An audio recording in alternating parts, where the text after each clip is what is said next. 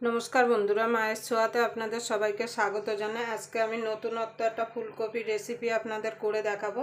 তার জন্য এখানে আমি ফুলকপি একটা মাঝারি সাইজের একটা ফুলকপি এইভাবে আমি কেটে নিয়েছি।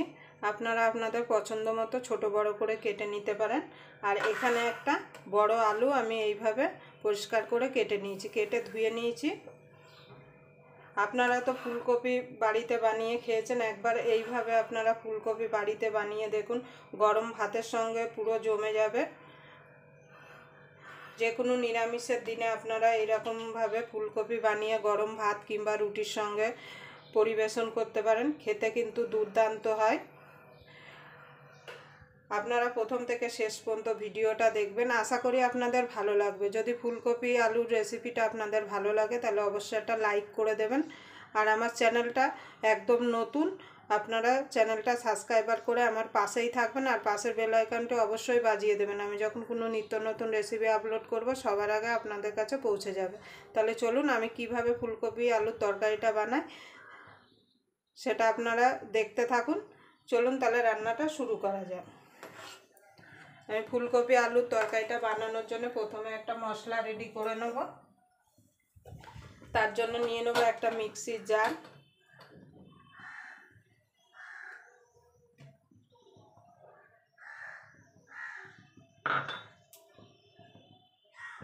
মিক্সির জারের মধ্যে দিয়ে দেবো 1 ইঞ্চি মতো আদা, খুব বেশি আদার দরকার নেই।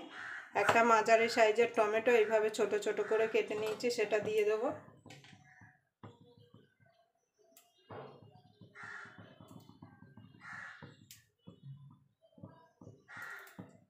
দিয়ে দেবো 4টে কাঁচা লঙ্কা, ঝালটা আপনাদের স্বাদ মতো দেবেন। এবার এইগুলো একটা স্মুথ পেস্ট বানিয়ে নিয়ে আসব। দেখুন বন্ধুরা, আমি পেস্টটা রেডি করে নিয়ে এসেছি। এবার এটা সাইডে রেখে দেবো। আর এদিকে একটুখানি গরম জল করে নিয়েছি। গরম জলে দিয়ে দেবো একটুখানি নুন। আর এখানে যে কপিটা যে আমি কেটে পরিষ্কার করে ধুয়ে রেখেছিলাম সেটা দিয়ে দেবো।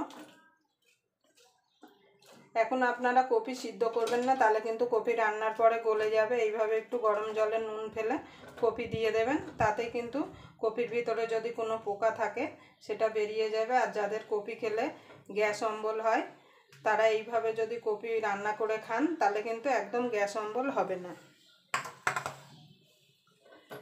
এটাকে আমি সাইডে রেখে দেবো, রেখে দিয়ে রান্নাটা শুরু করব।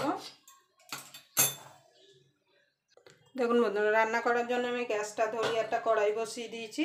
এবার কড়াইতে দিয়ে দেবো সর্ষের তেল। আমি রান্নাটা সর্ষের তেলে করছি, আপনারা চাইলে সাদা তেলেও রান্নাটা করতে পারেন, কিন্তু সর্ষের তেলে যে কোনো রান্না করলে তার স্বাদটাই কিন্তু আলাদা আসে। দেখুন বন্ধুরা, তেলটা গরম হয়ে গেছে। এখানে যে আলুটা কেটে রেখেছিলাম সেটা আমি দিয়ে দেবো।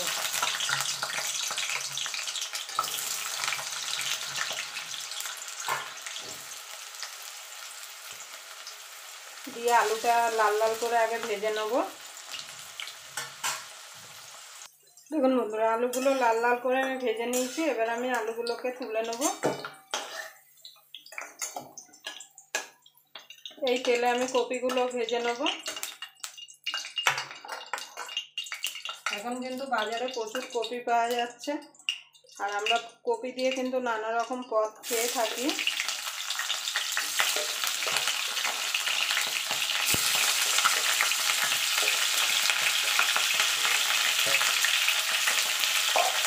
কপিটাকেও লাল লাল করে আমি ভেজে নেব।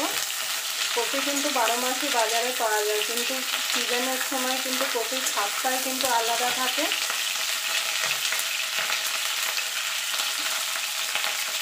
এটাকে লাল লাল করে আমি ভেজে নেব। দেখুন বন্ধুরা, কপিগুলো লাল লাল করে ভাজা হয়ে গেছে। এবার কপিগুলো আমি তুলে নেব। আমি কপিগুলো সব তুলে নিয়েছি। এবার আমি এর মধ্যে আর একটু তেল অ্যাড করে দেবো, অল্প একটু। এবার তেলটা গরম হওয়া পর্যন্ত অপেক্ষা করব। দেখুন বন্ধুরা, তেলটা গরম হয়ে গেছে। দিয়ে দেবো গোটা জিরে আর সামান্য একটুখানি হিং। গ্যাসটা একদম লোতে রাখবো। এবার ফোড়নটা একটু ভাজা ভাজা করে নেব। যেহেতু নিরামিষ তরকারি বলে আমি এখানে হিং দিলাম, আপনারা যদি হিংটা পছন্দ না করেন হিংটা নাও দিতে পারেন। এবার ফোড়নটা আমার ভাজা ভাজা হয়ে গেছে। এবার আমি যে মশলাটা বেটে রেখেছিলাম আদা, কাঁচা লঙ্কা, টমেটো, সেটা দিয়ে দেবো। দিয়ে মিনিট খানিক একটুখানি এটাকে নাড়াচাড়া করে নেব। দেখুন বন্ধুরা, মিনিট খানিক আমি মশলাটাকে একটুখানি কষিয়ে নিয়েছি। এবার এর মধ্যে আমি কিছু গুঁড়ো মশলা অ্যাড করে দেবো। প্রথমে দিয়ে দেবো স্বাদ মতন নুন,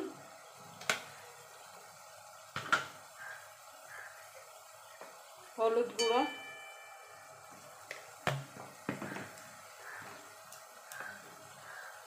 হাফ চামচ জিরের গুঁড়ো, হাফ চামচ ধনের গুঁড়ো, আর রঙের জন্য দিয়ে দেবো কাশ্মীরি লঙ্কার গুঁড়ো। এটা কোনো ঝাল হবে না, কিন্তু সুন্দর একটা রং আসবে তরকারিতে। এবার ভালো করে কষিয়ে নেব। এখানে মিক্সির জারটা ধুয়ে জলটা দিয়ে দেবো। এবার যতক্ষণ মশলা থেকে তেল না ছেড়ে আসে ততক্ষণ মশলাটাকে ভালো করে কষিয়ে নেব। দেখুন বন্ধুরা, এখানে মশলাটা কষে গেছে। দেখুন মশলা থেকে তেলও ছেড়ে দিয়েছে, দেখুন কত সুন্দর কালার এসছে। এবার এখানে যে ফুলকপি আলুটা ভেজে রেখেছিলাম সেটা আমি দিয়ে দেবো। দিয়ে ভালো করে ফুলকপি আলুর সঙ্গে মশলাটাকে কষিয়ে নেব। যত মশলা ভালো কষাবেন তত কিন্তু তরকারির স্বাদটা তত ভালো আসবে। মশলা কষানোর পরেই কিন্তু তরকারির স্বাদটা আসে। দেখুন বন্ধুরা, এখানে একটা ছোট টমেটো আমি কেটে নিয়েছি, সেটা দিয়ে দেবো। দিয়ে ভালো করে নাড়াচাড়া করে নেব। আপনারা নুনটা অবশ্যই চেক করে নেবেন। এবার অল্প করে জল দিয়ে দেবো। খুব বেশি জল দেবো না, কেন এই তরকারিটা কিন্তু গামাকা গামাকা হবে। এবার আমি এটাকে ঢাকা দিয়ে মিনিট 3 ভালো করে রান্না করে নেবো, যতক্ষণ আলুটা কপিটা সিদ্ধ না হচ্ছে।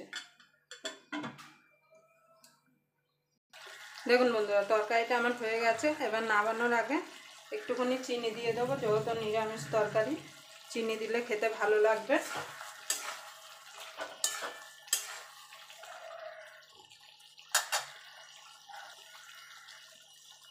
এবার দিয়ে দেবো একটুখানি আমচুর পাউডার।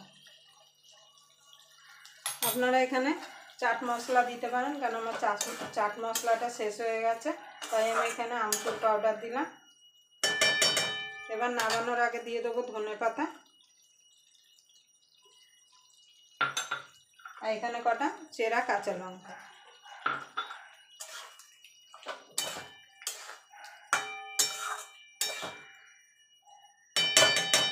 এবার আমি গ্যাসটা বন্ধ করে ঢাকা দিয়ে এটাকে 5 মিনিট রেখে দেবো। দেখুন বন্ধুরা, 5 মিনিট হয়ে গেছে। এবার আমি তরকারিটা নামিয়ে নেব। আপনারা অবশ্যই বাড়িতে একবার এইভাবে বানিয়ে দেখবেন। আবার আপনাদের সঙ্গে কোনো নতুন রেসিপি নিয়ে দেখা হবে। ততক্ষণ পর্যন্ত আপনারা ভালো থাকবেন, সুস্থ থাকবেন।